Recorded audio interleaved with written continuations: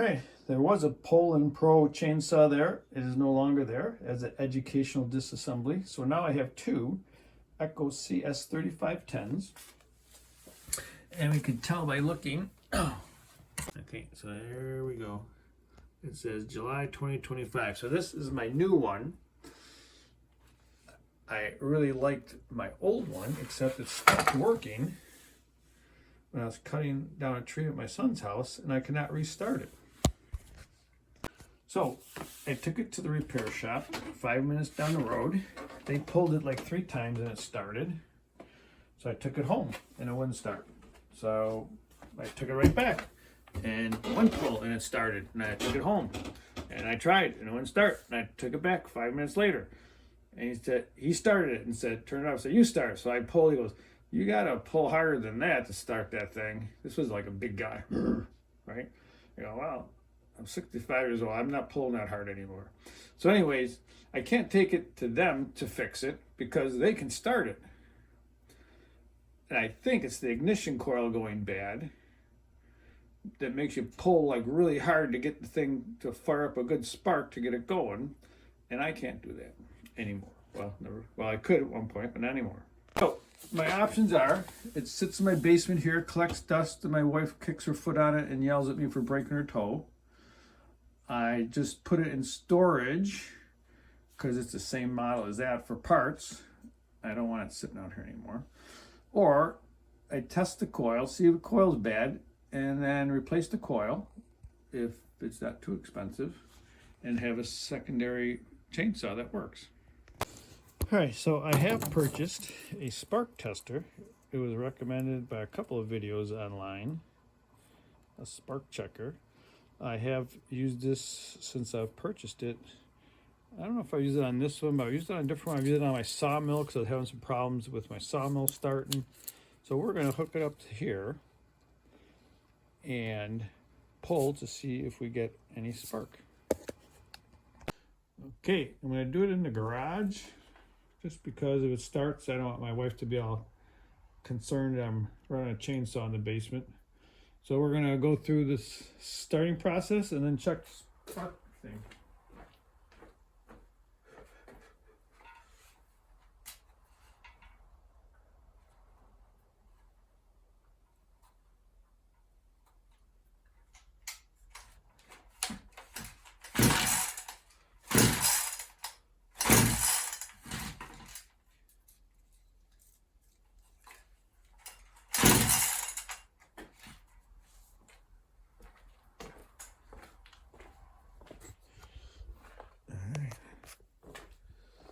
So what's it say? It says low spark. Okay, just because we can, here's my other working Echo. So I'm going to try the same test on this one.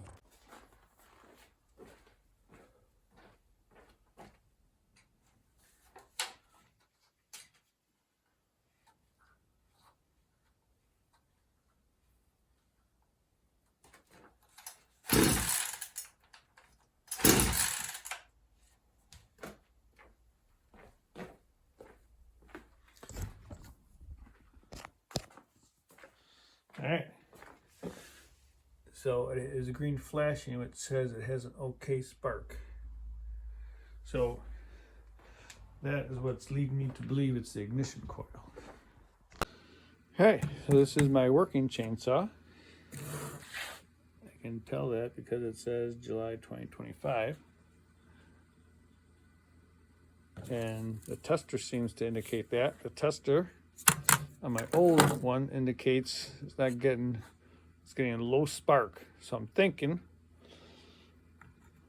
I could replace this. So let's take a look at what it costs and is involved in doing that. All right, and here we have found on partselect.com, will fit your CS3510 5474. So with shipping and taxes, probably like $100 for a $400 chainsaw. Is it worth it? Well, it's definitely a good retirement therapy project.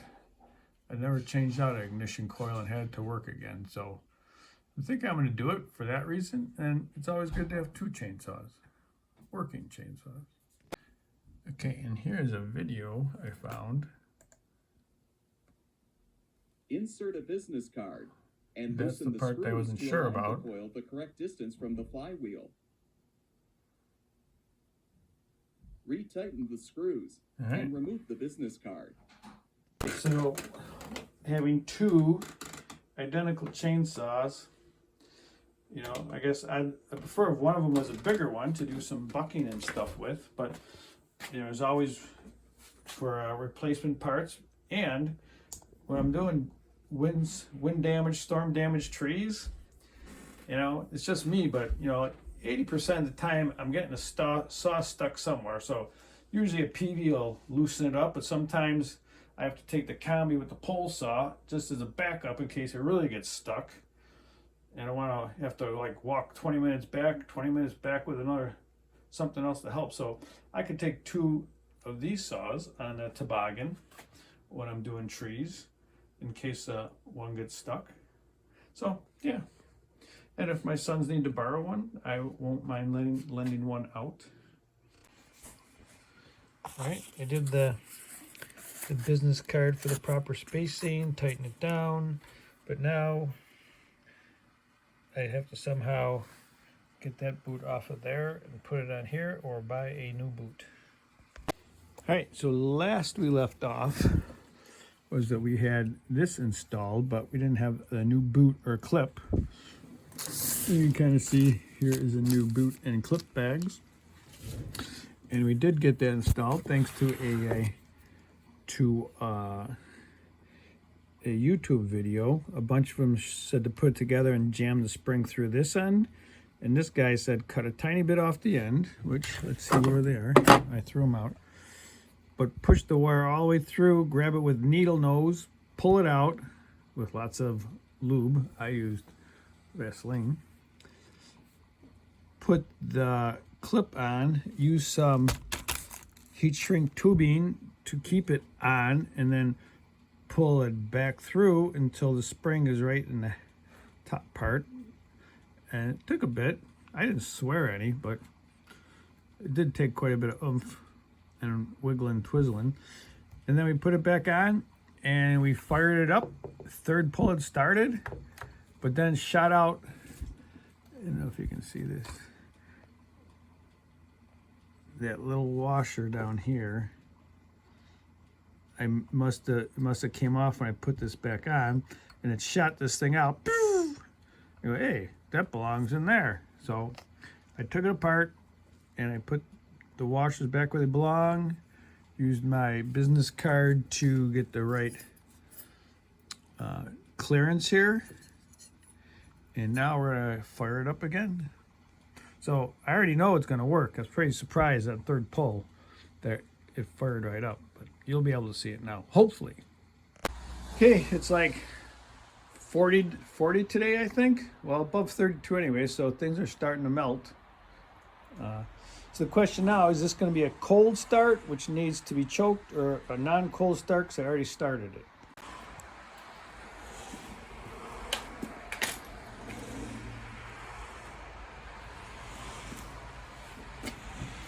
Yeah, I guess I need to put the pull back on it. All right, got a handle on it now.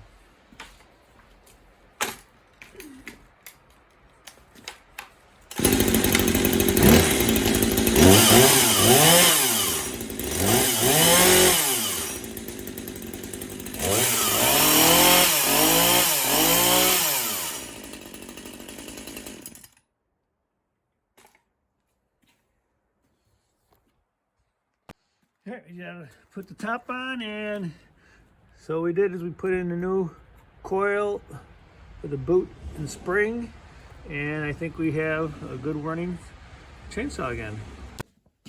Okay, now I have two working chainsaws, and I would say, given